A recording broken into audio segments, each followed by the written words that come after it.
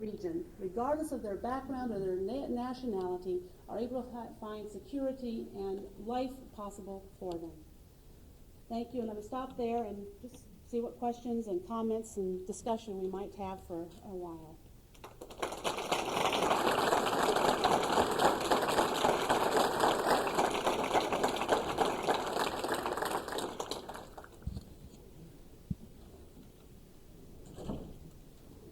No questions. Okay. Okay. Is there a switch on it? There you go.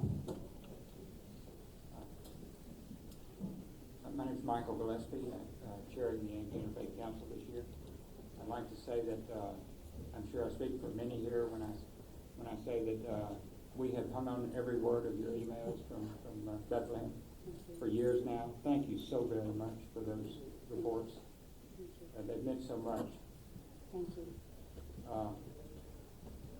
This question may seem a little bit off the subject, but it's one that's important to us, I think. And I think you can give us a sense of where is the leadership of our national churches right now? Many of us who work at the grassroots level in behalf of peace and justice in Palestine feel like, I think, that well, we just wonder where the national churches are. And if there is movement, is it movement in the right direction? Well, most of the mainline Protestant churches certainly have for the most part, have fairly strong statements. Have all basically also said that the root of the violence is the ongoing occupation, and that in recognizing and that basically have supported a two-state solution.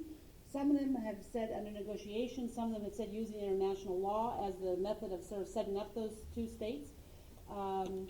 Most recently, just 2 days ago, there was a very strong statement from the National Council of Churches against the wall.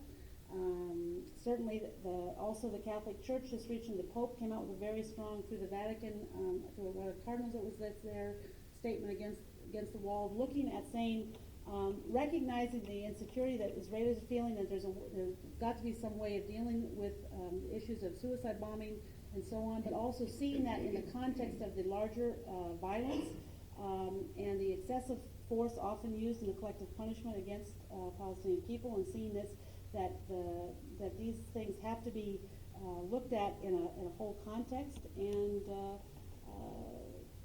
calling for, as I said, the occupation to end. Many of them saying up to using the 68 borders for where the Palestinian state would be, and many of our denominations have supported shared Jerusalem as a capital. We either have no statements or differing statements on issues of right of return of Palestinian refugees. The churches have not taken. There's not yet today a church that's taken a specifically strong stance on that, although many are starting to include language that at least the question of Palestinian refugees has to be addressed. It can't just be washed away with just sort of saying, boom. It has to at least be somehow addressed in a solution that's going to be durable. How much we have not, our Christian witness, I think, on this issue is very divided, because while the leadership of most of our churches have taken positions that are quite supportive, I think, of trying to find a just solution, as just as we can make it in an unbroken world, we are divided as Christian faith, because we have a lot of people who are Christian who work at a perspective that, for a variety of reasons, that any questioning of the government of Israel policies is against God's will, and that the violence there and so on is a part of God's plan, is leading up to the second coming of Christ, and therefore we can't stand in the way of that. And so that makes our Christian witness quite divided. And certainly under the current administration, I mean, my own denomination, obviously the president is at least cursorily a member of our church. So I think he's going to the Episcopalians right now, so back to his family heritage of Episcopalian. Yeah, exactly right. But he has refused, for instance, throughout, this was particularly true in relationship to prior to the attack on Iraq, but he has refused to receive the United Methodist bishops of his own church that he has membership in. And so how much, we're sort of locked out of having discussion with them at this point. But I think again, and that's probably one of the biggest issues facing the Christian community is the fact that we are a house divided, and it's a pretty polarized division. And so that it makes the sense of engaging in this sometimes very difficult. Yes, ma'am. Yeah.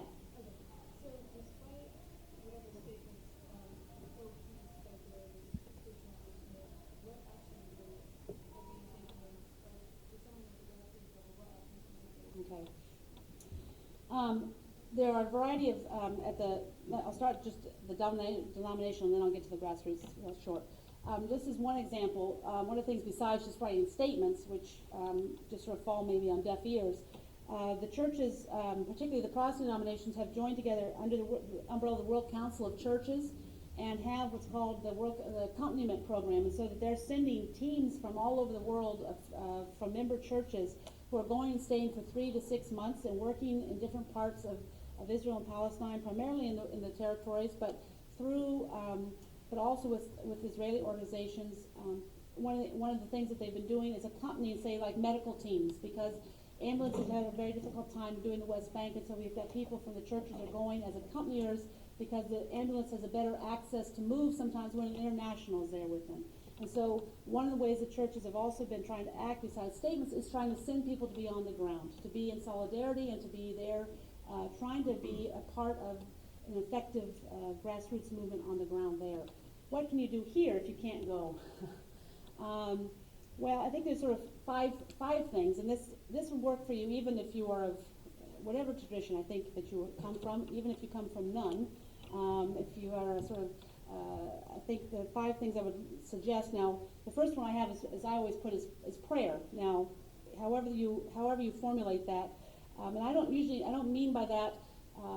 Let's list in a petition. We pray for peace and justice in the Middle East and go on to the next thing. But truly engaging and thinking about who are the organizations who are working for peace. What are they doing? What are their needs? And bringing those to the awareness of the communities that we are in, and being, if you're a prayer, if you pray, you meditate, however you do that, to keep focus on them, to lift them up. There's a very powerful resource. You can order it off the webs called Remember the Children, which is www.rememberthechildren.org. That is a very painful resource. It has all the children, Israeli and Palestinian, who have been killed in this intifada, the month they were killed, their age, and how they were killed, as well as some very powerful quotes from Palestinians and Israelis about trying to at least keep the children out of violence as best as possible. And it becomes a way of lifting actual families up who we know are grieving. I mean, those kinds of things I think are important. And taking your prayers to the street. I think being in visual on the street, holding, to draw attention that there are people of goodwill who are holding the light, if you would, up to the situation and trying to create a difference. Secondly is giving. Again, to find avenues to which to share, if you have financial resources, to try and share them with the groups such as I mentioned. There's a whole myriad of groups that you can find that are doing excellent work. Maybe Israeli Rabbis for Human Rights were replanting olive trees and doing it not just with the tree, but also doing financial assistance to the families until the tree begins to produce. Whether it's the Palestinian refugee community is doing work within the Palestinian refugee community and dealing with the right of return and working with Israelis trying to educate them about what it means.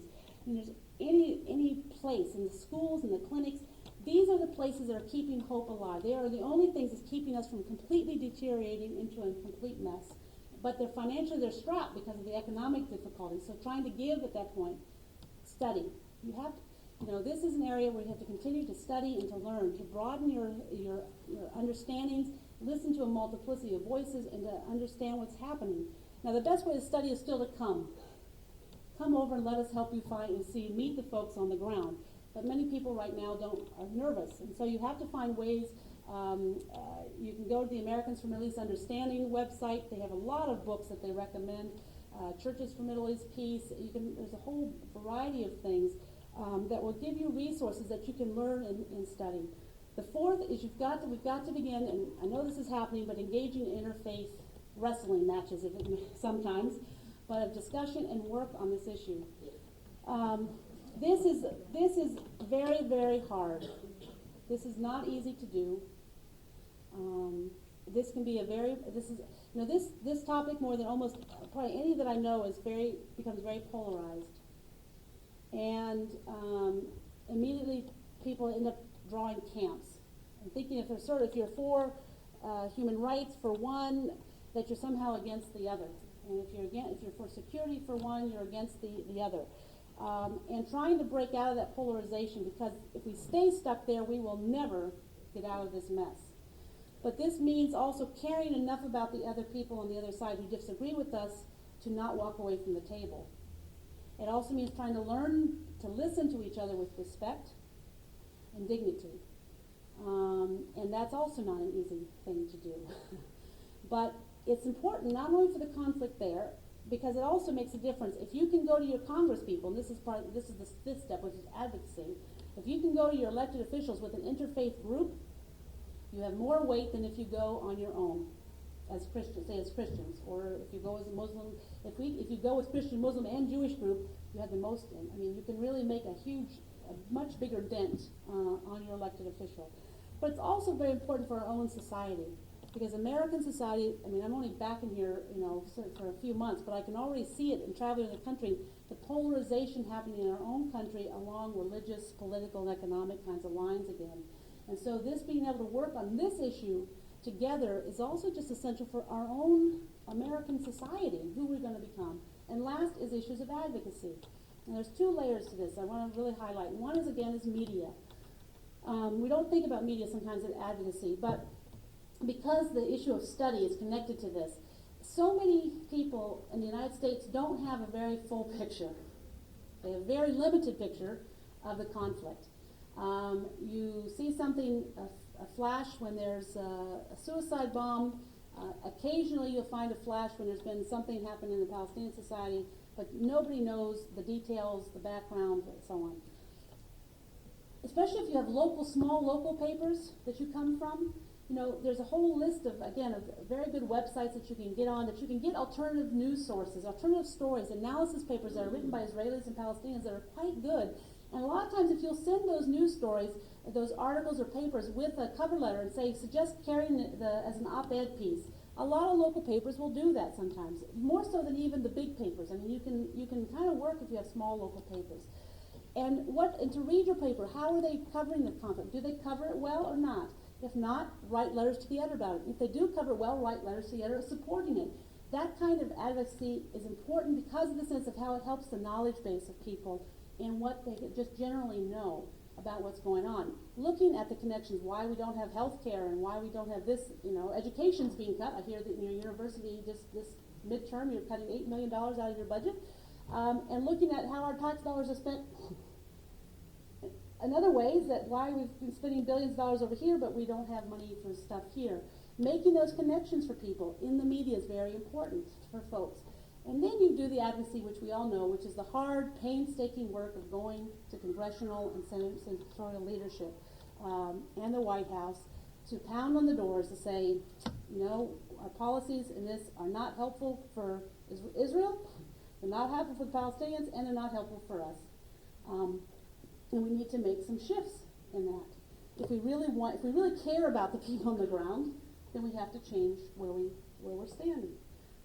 And this is so frustrating. I can give you an example. In February of 97, the settlement of Har Homa, which is a settlement just outside of Bethlehem and Beit Sahor on the mountain of Jabal Abu Ghneim, when the Prime Minister then was Netanyahu, and he declared he was going to start a new settlement on this area. We had one of the largest nonviolent protests that we had ever had. It was sustained for weeks on end. It was a joint Palestinian and Israeli and international nonviolent witness. We continued night after night, literally people sleeping on the mountain. And it was the largest advocacy success we'd ever had, particularly from the churches. Churches from Middle East Peace, which sort of monitors this, said the White House and Congress got more letters on that one issue than we'd ever had before on any single issue on this subject. And at the time, the best that President Clinton could say to Netanyahu was, this won't be helpful. And a month later, it was declared a closed military zone. A few months later, the trees were razed and then burned, and 6 months later, the first unit was going up. It was for those of us who finally felt, we finally got the churches off their duff, we got people to respond, and this is all we got. So I know it's very frustrating working on this. You feel like you're working against the grain all the time. But, for the sake of the kids there, for the sake of children here, we can't get frustrated and quit. Because if we do, we're again sacrificing them to another generation of killing each other.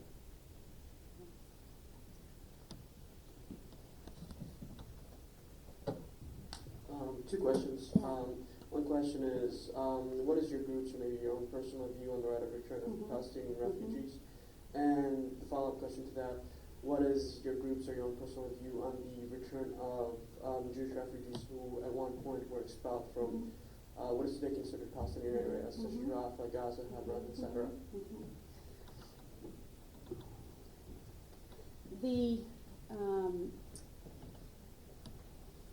As I said, most of our churches don't have official positions on right of return. Now we have just I can talk about my own tradition, the United Methodists have a new resolution that's going for our General Assembly, our big meeting that we have that's going to be in April of 2004, that includes in it saying that the right of return must be dealt with using established international law that has been used to deal with all refugee issues. So that basically Palestinian refugees get treated with the same rights as other refugees in other situations are, which means that refugees basically have a choice. They have a choice of returning to their homes of origin, a choice to stay in the country where they are refuge if the country there chooses to give them citizenship, or they have choice to go to a third country that offers them repatriation. And in all three, that there is a right of compensation for those. Obviously, the right of return for many Israelis immediately becomes very scary because of the issue of feeling like it will be the end of the Jewish state. And the reason is because of the demographic change that would happen. So that instead of having 70% Jewish majority, you might have 60 or 55, and then a few years they would, just because of the birth rates and also the immigration of Israelis out of the country, Jewish Israelis, that you would have less and less. Obviously, in the other Jews going back to areas that they were in prior to either 48, between 48 and it's now West Bank. One of the things that was said at the initial part of Oslo when it first began, and the Palestinian Authority had said even the fact that even the settlers who were living there at that point wanted to stay in their houses. And many of the people, particularly in some of the areas around Bethlehem, were families that came back initially. I mean, obviously the settlement's grown way past what they used to have, but there were families that came back that had some of that land before 48. That if people wanted to stay, that they would have a right to stay, but they had to become Palestinian, Jewish Palestinians. For the most part, that was rejected by these folks.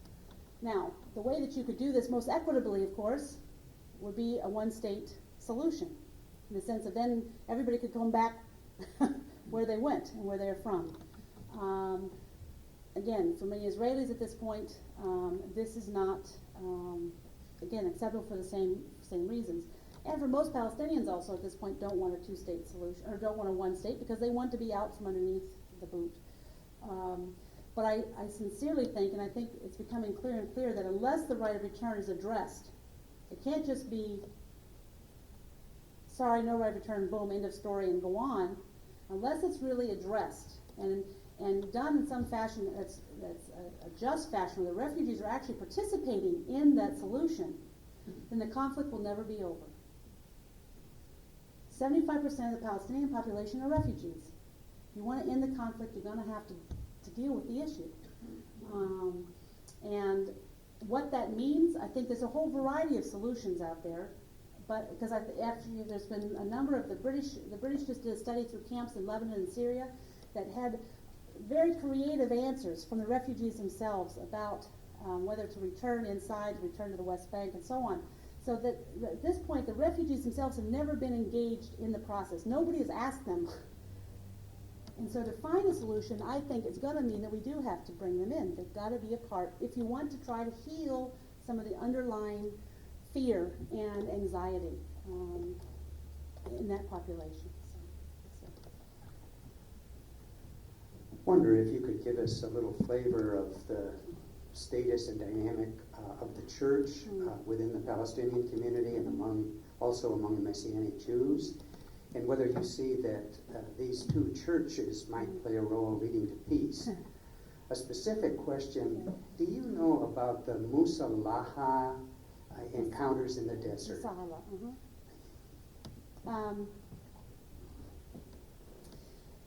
I'll start with the vast majority of the Messianic Jewish community. There's two different groups that consider themselves Messianic Jews. There are those who are Messianic Jews who think that the Messiah is coming for the first time, i.e. not recognizing, not Jesus, not the Messiah, but whoever the Messiah is going to be is going to come. There's that one group who think that we're in a period of time when the Messiah is going to come back, and he's going to come, okay? Then you also have a group of people who call themselves Messianic Jews who are Jews who recognize Jesus as the Messiah. And so he's also going to come back. Now, for the most part, those that are Messianic Jews that recognize in their Jesus as Messiah have very little to do with the other Christian community. Primarily because they think that the rest of Christians aren't really Christians because they're not Jewish, and that you have to be Jewish to really be a Christian. And so they are very heavily involved in proselytizing of other Jews, very active. In fact, so active, in fact, the Israeli government actually considered passing a law to make it illegal for a Jew to own a New Testament. And it went through 2 readings of the Knesset, but by the third, which is it has to go through 3 readings, I mean, all these people, of course, who do academic study of 1st, 2nd, 3rd century Judaism have to have a New Testament. You can't do that without a New Testament. And people said, this is just ridiculous, and so it never went through the 3rd reading, but there was actually an effort because of people being so angry at how heavily proselytizing these folks were. But they have very little connection, for the most part, with the Christian community. Now, there is a segment of them that has, through the Masahala project that you mentioned, which is was actually started by a person who's on the staff of the Bethlehem Bible College. They represent a very tiny, tiny little piece of the overall public. And I think that, sometimes, people feel that some of the Christian community, I think some of the Jewish community, think that their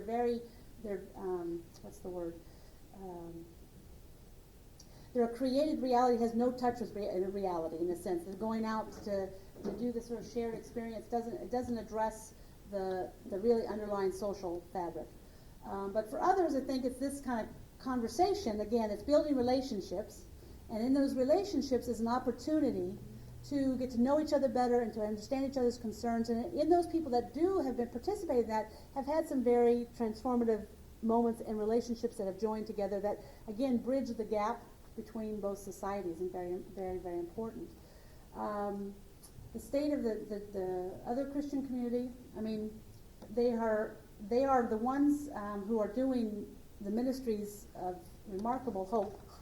Many of them are the ones who are running the clinics, the hospitals, the schools, the youth programs. They're doing a massive amount of work in trying, again, to keep alive some of the social fabric of the Palestinian society in particular, but also, of course, inside Israel for those communities.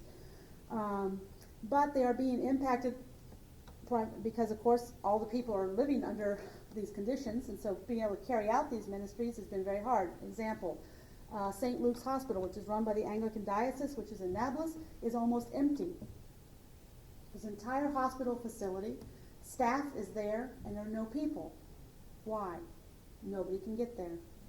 Most of the patients from the St. Luke's Hospital will come from the villages in the region. And nobody can get there because of all the curfews and the roadblocks and the checkpoints. And so you have this whole entire hospital that's completely, not a single bed has a person in it. And so so they're trying to run the hospital with there's no income at all. I mean, it's a disaster. So there's big pressure on the institutions running financially because of the lack of local income. And of course, what's happening also is immigration. And Beit Sahor has been very impacted. It's a primarily Christian village, about 70%, 80% Christian, just east of Bethlehem. And about 25 families in the last 2.5 years have immigrated out. Because the Christian population is only 2%, that starts to make a big impact on the population itself. And that one of the concerns that the heads of churches have laid out before people is that if the conflict isn't resolved soon, so that people feel secure and willing to stay and their children have a reason to stay, there is concern that all those places that have had Christian presence will suddenly be empty museums. And there really will be the first time not have a living Christian presence there. I mean, our own congregation in Bethlehem, many families who have the possibility, they still have the resources, particularly if they have young sons between like 18 and 25, are trying to send their sons out because it's a very dangerous time to be a young Palestinian male. And once people leave, coming back is very difficult to live under these kind of circumstances. So, and the Patriarch Sabah, who's the head of the Catholic community, always says that for the Christians, it's a part of their burden, basically, to stay in the land, to carry on the Christian presence, to keep up the witness. And yet he also says, when you sit with him, he says that from the security of his patriarchate in Jerusalem. And he says he says that, and he's not raising a family. He says, what right do I have to tell my people you can't go if you have the right option under this condition? So there's a stressor on the community itself. They're trying to be faithful, they're trying to witness, but the heads of churches are trying to be engaged in some interfaith issues. There was a very exciting possibility that actually the former Archbishop of Canterbury drew together for the first time the heads of chief rabbis, some inside Israel, some outside, the heads of churches, the Christian communities inside Israel and Palestine, and some of the Muslim leadership, not only from Jerusalem, but also from Egypt and from other places. And they actually had a conference in Alexandria. And in this conference, the idea was to try to set a sort of moral and ethical guidelines to the conflict, to draw some boundaries which all three faith traditions would say to their people, you cannot cross these bounds and still be ethically and faithful in our communities. It actually went much far better than most people anticipated. And they were due to have, they had a couple of meetings and were due to have a third to get ready just to finally announce what this final agreement was when we had Operation Defensive Shield last year in April and May, which was so destructive in the Palestinian territories that it froze the conversation. And then we had the change in Archbishop, and so it's sort of sitting there right now. But it's still out there as a possibility to be rekindled. So, let me close with a story then. Gotta close with a story. And for the people often ask me, again, how do you keep sort of hope? And it's not easy in this circumstance. And for those of you who are not Christian, I apologize for this story, but maybe it will still convey something to you. On March of 2002 also was very difficult in Bethlehem. It was the time when we had the shelling by the F-16s, heavy military presence, a lot of shooting going on. Palm Sunday had been particularly bad for us as families were out on the streets of Bethlehem, as often the case, and the Apaches showed up and began shooting missiles into the city, and created enormous pandemonium on the streets. But then during Holy Week, the soldiers kind of pulled back out of the center of the city. And so on Easter Sunday, we had a relatively normal Easter worship under our circumstances. And we closed that service with a song that many Christians often close Easter Sunday services with, which is Christ the Lord is risen today. And that was the last Sunday we were able to meet for 6 weeks. Because on Tuesday is when the Israelis came back in with all guns blazing, with all the tanks, and began what you may have known as the siege of the Church of Nativity. But again, this Operation Defensive Shield that lasted for a little over 40 days in Bethlehem. And under curfew, most Sundays, some people at least would sneak to church who lived close so they could come to worship. But under this period of time, it was not possible. So when people finally came back, Dimitri and I, the pastor and I, met and decided, what are we going to do for worship? And so we decided we have to begin with the same song we last sung together, which is Christ the Lord is risen today. And when people came together, they were shell-shocked. You have to understand, they came through the streets that were full of rubble.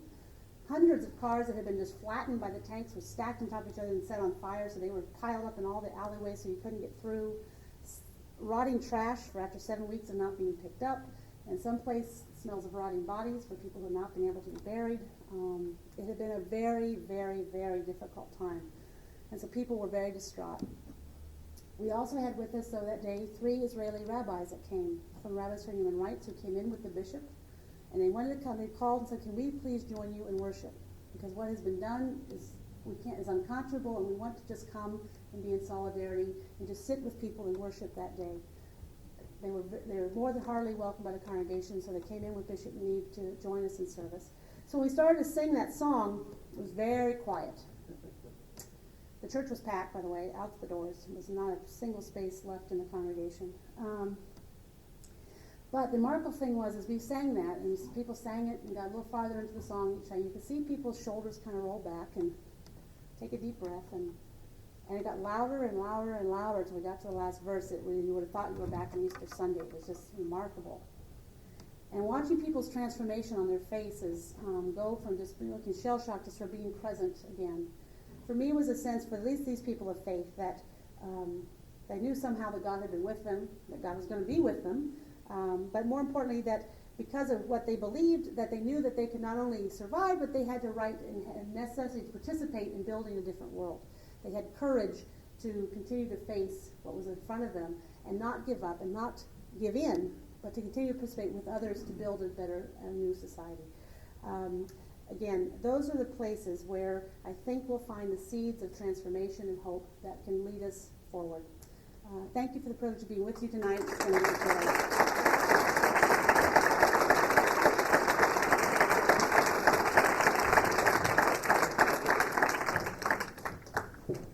There's punch and cookies over on the end of the hall, and the end of the room there, please. And I'm sure Sandra would be willing to answer any more questions in person. Thank you.